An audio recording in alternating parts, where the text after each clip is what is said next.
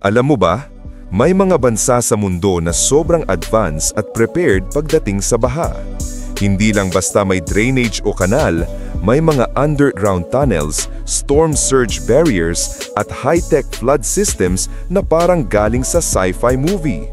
Dahil sa climate change at malalakas na bagyo, napilitan ang ilang bansa na mag-invest sa mga world-class flood control projects para maprotektahan ang kanilang mga lungsod at mamamayan.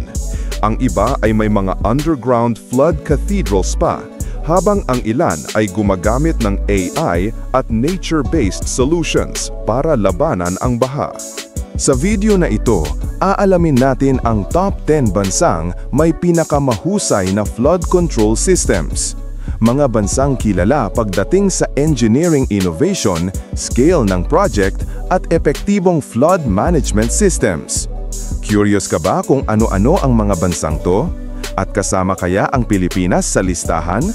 Pero bago yan, huwag kalimutang mag-like, comment at subscribe for more contents like this. Let's get started! Top 10. Australia.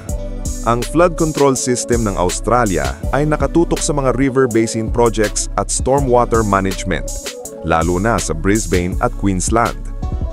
Matapos maranasan ng matinding pagbaha noong mga nakaraang taon, nagpatayo sila ng malalaking dam, flood detention basins at modernong drainage tunnels para saluhin ng tubig ulan bago ito umapaw sa mga lungsod. Kapag may banta ng mataas na tubig, itinataas ang mga gate ng Thames Barrier para harangin ang papasok na tubig dagat sa lungsod. Dahil sanay ang UK sa ulan at coastal flooding, meron silang maayos na river zoning, levee systems, at flood warning networks na tuloy-tuloy ang pag-upgrade. Alam mo ba, may flood app ang Brisbane na real-time nag-aalerto sa mga residente kung may paparating na pagbaha? High-tech, di ba? Top 9. United Kingdom. Ang flood control system ng UK ay nakasentro sa Thames Barrier, isa sa pinakamalaking movable flood barriers sa buong mundo. Ito ay nagsasara kapag may storm surge o biglang pagtaas ng tubig dagat upang protektahan ng London at iba pang lugar sa paligid ng Thames River. Kapag may banta ng mataas na tubig, itinataas ang mga gate ng Thames Barrier para harangin ang papasok na tubig dagat sa lungsod. Dahil sangay ang UK sa ulan at coastal flooding, meron silang maayos na river zoning, levee systems, at flood warning networks na tuloy-tuloy ang pag-upgrade. Alam mo ba, ang Thames Barrier ay may 10 malalaking gates na kayang isara sa loob lang ng ilang minuto. High-tech at futuristic flood shield ng London. Top 8. United States. Ang US ay may malalaking flood control projects tulad ng Mississippi River Levee System, Hoover Dam, at ang New Orleans Hurricane and Storm Damage Risk Reduction System. Matapos ang trahedya ng Hurricane Katrina, nagpatayo sila ng massive flood walls, surge barriers, at pumping stations para hindi na maulit ang ganong sakuna. Ang mga levees at dams ay nagkokontrol ng daloy ng tubig mula sa ilog, habang ang storm surge barriers naman ay nagsasara kapag may paparating na bagyo. Ang United States ay may budget at advanced technology para sa AI flood modeling, hanggang sa satellite-based monitoring systems. Alam mo ba, ang New Orleans ay isa sa may pinakamalaking pumping system sa buong mundo at kayang maglabas ng daan-daang libong litro ng tubig kada segundo. Top 7. South Korea. Ang South Korea ay may smart at urban-based flood systems, lalo na sa Seoul. May mga underground reservoirs at smart pumping stations na nag-aalis ng baha mula sa mga city streets papunta sa imbakan. Dahil madalas tamaan ng bagyo ang kanilang bansa, gumagamit sila ng AI forecasting at smart monitoring para maagapan ng flash floods. Kapag umulan ng malakas, may mga sensor silang nag-a-activate ng mga pump para ilipat ang tubig patungo sa malalaking underground tunnels na pansamantalang imbakan ng tubig. Plus, ibinalik din nila ang Cheonggyecheon Stream, isang natural na daluyan ng tubig sa gitna ng Seoul bilang flood control at tourist spot. Alam mo ba, ang Cheonggyecheon Stream area ay dating highway, pero giniba nila ito para maibalik ang ilog at bawasan ang pagbaha.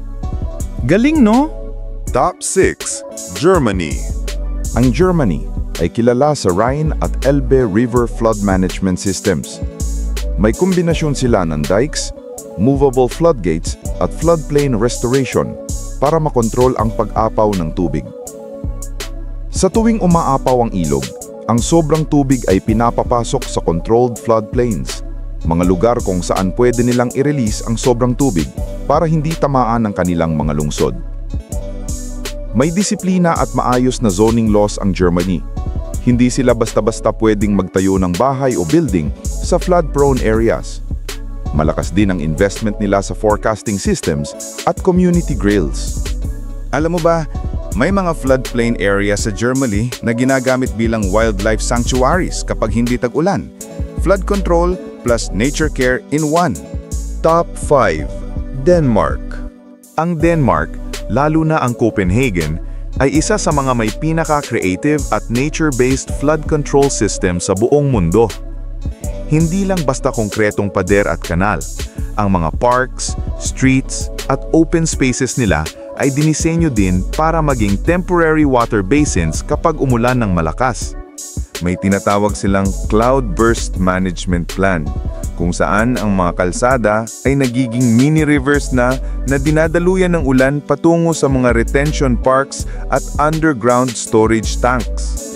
Kapag bumaba na ang tubig, bumabalik ulit sa normal ang mga parke nang walang permanenteng damage. Sobrang advanced ng kanilang urban planning na pinagsasama ang architecture at environmental design. Ang goal nila? Live with water, don't fight it. Alam mo ba, ang ilang park sa Copenhagen ay may hidden flood chamber sa ilalim. Parang secret basement na para lamang sa tubig ulan. Top 4. China.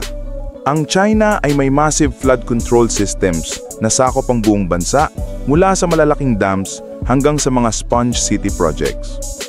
Isa sa pinakasikat ay ang Three Gorges Dam na hindi lang nagbibigay ng kuryente kundi pumipigil din ng pagbaha sa mga ilog tulad ng Yangtze. Ang mga dam ay nag-iimbak ng sobrang tubig tuwing tag-ulan at unti-unting nilalabas kapag ligtas na. Samantala, ang mga sponge cities naman ay gumagamit ng green roofs, permeable pavements at artificial wetlands para sumipsip ng tubig sa mga urban areas. Sa sobrang laki ng bansa, ginamit ng China ang kombinasyon ng gray, yung engineering, at green, yung ecological infrastructure. Isa sa pinakamagandang flood program sa kasaysayan.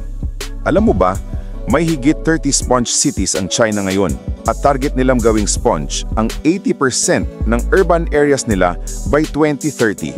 Top 3. Singapore. Ang Singapore ay maliit na bansa pero grabe kung mag-isip pagdating sa flood control. Sobrang high-tech, may mga underground drainage tunnels, smart sensors, at syempre ang iconic na Marina Barrage, isang dam na nagsisilbing flood barrier at freshwater reservoir. Kapag umulan, ang sobrang tubig ulan ay kinokolekta at dinadala sa Marina Reservoir. Kung tumaas ang water level, automatically nagbubukas ang mga gates para palabasin ang tubig sa dagat. Pero kapag high tide, sinasara nila ito para hindi na pumasok ang tubig dagat.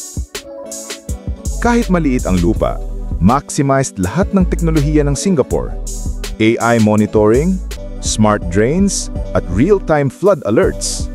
Kahit bumuhos buong araw, bihirang-bihira kang makakita ng baha sa Singapore. Alam mo ba, ginawa na ring tourist spot ang Marina Barrage. Pwede ritong mag-picnic o kaya naman magpalipad ng saranggola sa ibabaw habang sa ilalim umaandar ang isa sa pinaka-advanced na flood system sa Asia. Top 2. Netherlands. Kung may Hall of Fame ang flood control systems, siguradong nandito ang Netherlands. Halos 1/3 ng bansa nila ay below sea level, kaya flood protection ang literal na lifeline nila. Ang kanilang Delta Works at Maesland Caring Storm Surge Barrier ay itinuturing na engineering marvels of the modern world. Ang Delta Works ay binubuo ng series of dams, levees, locks, and barriers na kontrolado ng sensors at computers. Kapag may paparating na storm surge, automatically nagsasara ang Maasland Carrying Gates para protektahan ang Rotterdam, ang isa sa pinakamalaking port sa buong mundo. Daang taon na silang lumalaban sa dagat, kaya perfected na nila ang flood defense systems. Ang motto nila, God created the world, but the Dutch created the Netherlands. Alam mo ba, ang Delta Works ay tinawag ng American Society of Civil Engineers na isa sa 7 wonders of the modern world? Top 1, Japan. At syempre, mga kabida, ang hari ng flood control systems, walang iba, kundi ang Japan. Dahil madalas silang tamaan ng typhoon, tsunami at malalakas na ulan, ginawa nilang national obsession ang disaster preparedness. Ang pinaka-iconic, Metropolitan Area Outer Underground Discharge Channel, aka GCANS Project. Ito ay parang underground cathedral sa unang tingin. May 5 giant silos na konektado sa 6.3 km long tunnel na nasa ilalim ng Saitama. Kapag bumaha, ang tubig mula sa mga ilog ay dumadaloy papunta rito at pagkatapos ay pinupumpa nila patungo sa Edo River gamit ang world's most powerful water pumps. Sa bansang Japan, prevention is life. May real-time flood alerts, advanced drainage mapping, at city planning na naka-integrate sa disaster systems. Literal na handa sila bago pa umulan. Alam mo ba, pwede kang mag-tour sa GCANS Flood Tunnel. May guided tour sila para makita mo mismo ang underground temple ng Japan na nagsisilbing tagapagtanggol nila laban sa baha. At ayan na nga, ang top 10 bansa na may pinakamagandang flood control system sa buong mundo. Makikita natin na ang bawat bansa ay may kanya-kanyang paraan para labanan ng baha. May mga bansang umaasa sa high-tech tunnels at smart pumps, habang ang iba naman ay gumagamit ng nature-based at sustainable solutions. Kapag pinagsama ang disiplina, innovation at long-term planning, kaya talagang makaiwas sa kahit anong trahedya ang mga mamamayan. Minsan, mapapatanong na lang tayo. Kailan kaya darating yung time na hindi na din natin mararanasan ang malubog sa baha tuwing tag-ulan? Kailan kaya tayo mapapanatag na kahit may bagyong parating, alam nating magiging ligtas tayo? Hindi man kasing advanced ng mga flood system tulad ng sa Japan, Singapore o Netherlands, pero hindi kasing lala ng nararanasan natin ngayon tuwing may bagyo. Sana dumating din ang oras na seryosohin ng gobyerno ang ganitong mga proyekto. Hindi lang puro speech, hindi puro pangako. Dahil masakit makitang habang ang ilan ay nagpapakasasa, marami sa atin mga kababayan ang umiiyak sa bubong, pinapanood ang sarili nilang tahanan habang inaanod ng malakas na tubig at walang magawa. Kasi sa totoo lang, kung walang korupsyon, mas mabilis aahon ng Pilipinas. Kung nagustuhan mo ang videong ito, huwag kalimutang mag-like, comment, share, at subscribe para updated ka sa mga contents na katulad nito. Salamat sa panunod. Hanggang sa muli, kabida!